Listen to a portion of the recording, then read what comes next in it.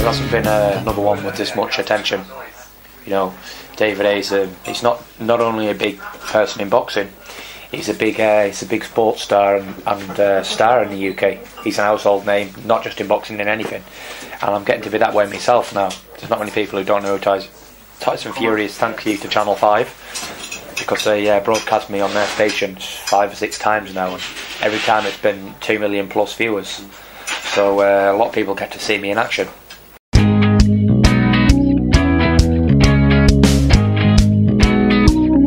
know, I'm the underdog. David Haye's the betting favourite.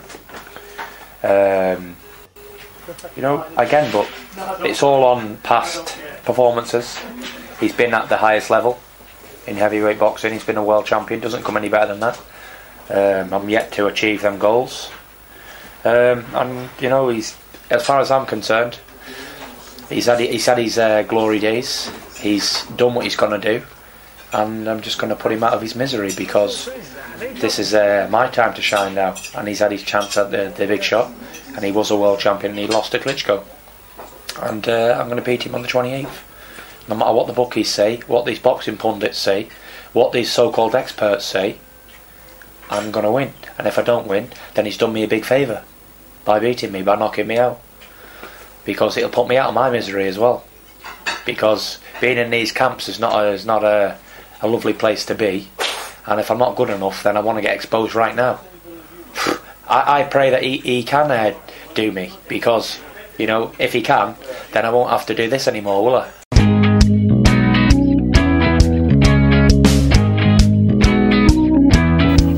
A loss doesn't mean anything at the end of the day. It's how you come back from them. But you know, I like my 0. I worked hard to get it, and I'm working even harder on this camp to keep it. So it's one of those things where, you know, may the best man win. It's a boxing fight at the end of the day, and I'm going to go in there and give it all I've got. And my all I've got, the balls I've got and the heart I've got, is enough to match 4 David Haye's. Just doesn't come into account. He ain't willing to go where I'm willing to go. The difference between me and David Haye is I'm willing to die in the ring. Difference between that is David Haye's not. He's not willing to go in the trenches. I don't care if I get knocked out or knocked down or cut or split or busted up or whatever. I'm going to keep coming for 12 rounds. And if you can't nail me to the canvas, you're not going to win. Simple.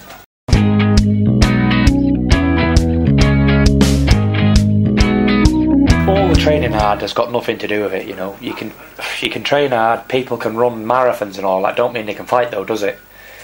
As long as you do your fair share of training. David's going to be super fit for this fight. He's always in fantastic shape. He's got a great physique. You know, so I'm sure he's going to be fit, but I don't think the training hard comes into it. It's more the technique and the game plan. Because if it was a war and he stood still and I stood still, then it'd be who trained the hardest would win. But it's not. It's game plans and all that, so it becomes a chess match at this level. At the highest level in boxing, it's not about gunslinging anymore. It's about a chess match, and the best chess player will win the game, just like Vladimir wins every time, because he's a good chess player.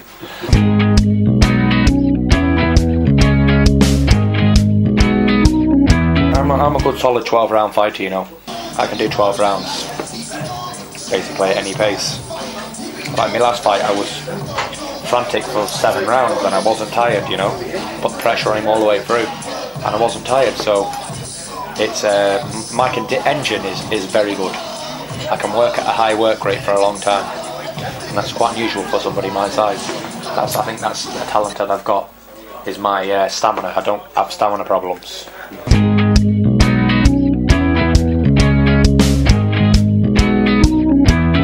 These knockdowns and things occur in boxing, especially heavyweight boxing, you know, and I didn't learn anything from that really, apart from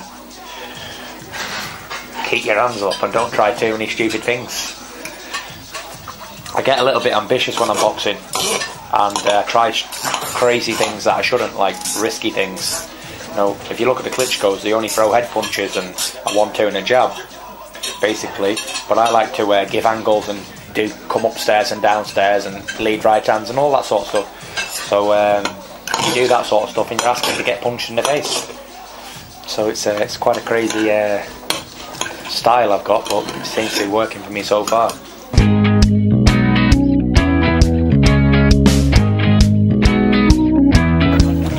out the blue, and he opened and welcomed me, the fella.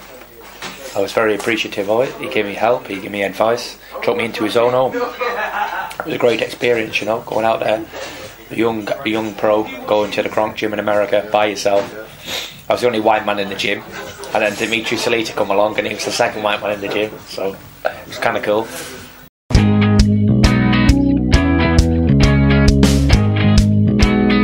There's one thing about me, I ain't lacking confidence in my ability or myself, in whatever it is.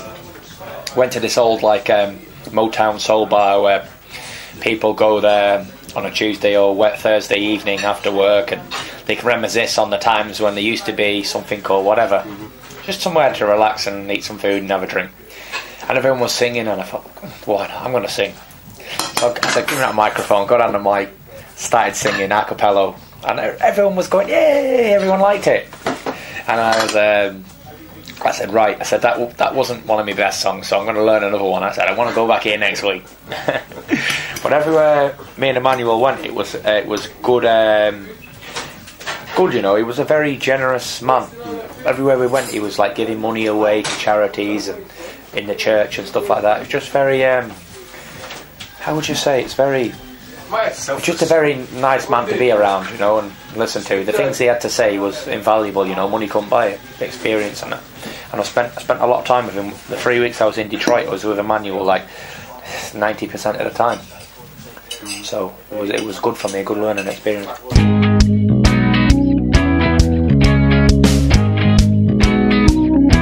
I've been with him since the Rogan fight. That was like April 2012. So a year and a bit, yeah. It's been really good, you know. Peter is an all or nothing type of a fella in whatever he does. There's no half measures. He won't stick his finger in here and do something at home. He's got businesses at home, he's just put them all on hold to come over here and train with us. To be honest, I didn't think it would be a full-time thing, because he likes to wander around and crazy businessman.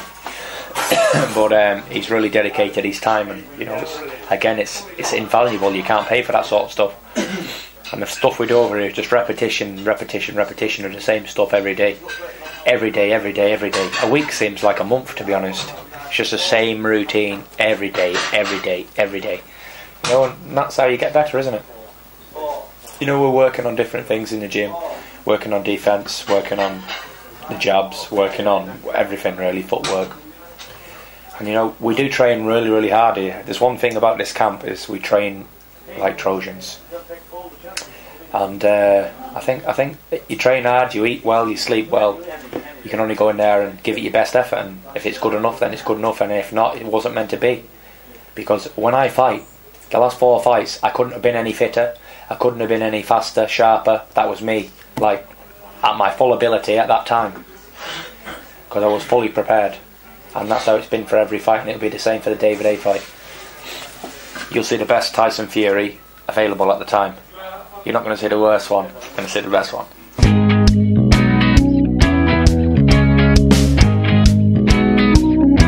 If I do, it'll be if overtrained, so don't look for a six-pack.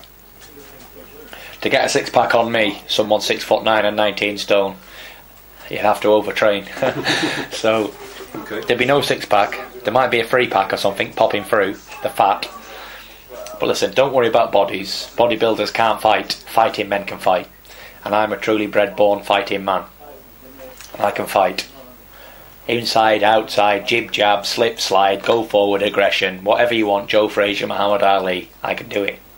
Chip off the old block, baby.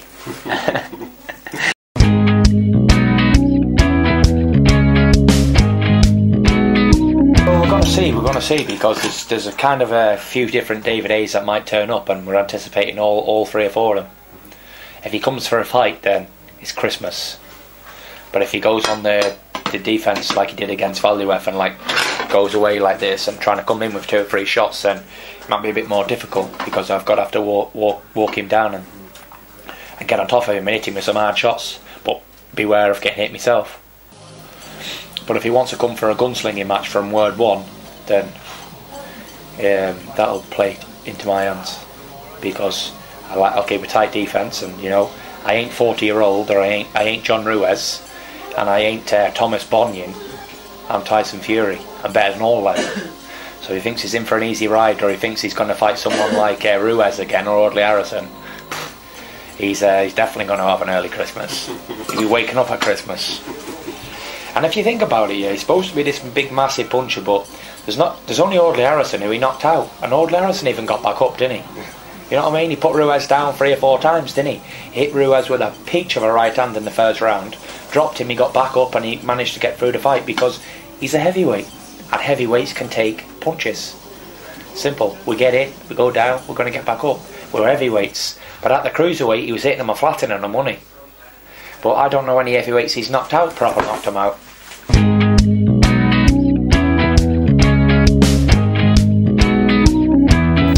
I know what he's looking for. He's looking for me to lunge in and miss so he can counter me. If I keep my hands up, I can only get countered on the gloves. I've got a funny trait of keeping my hands down now, so I might get countered on the jaw. Only time will tell. No doubt, yeah. If I go in there crazy Tyson Fury, someone's getting sparked, and it's going to be soon. If I go in there Coom Callum collective like you saw against Kevin Johnson, in my opinion one of the best heavyweight boxers in the world, then it's going to be hard to nail me. Because if you look at the Johnson fight, I never got nailed at all. My defence was tight, watertight, and you couldn't get it on me. So we'll see.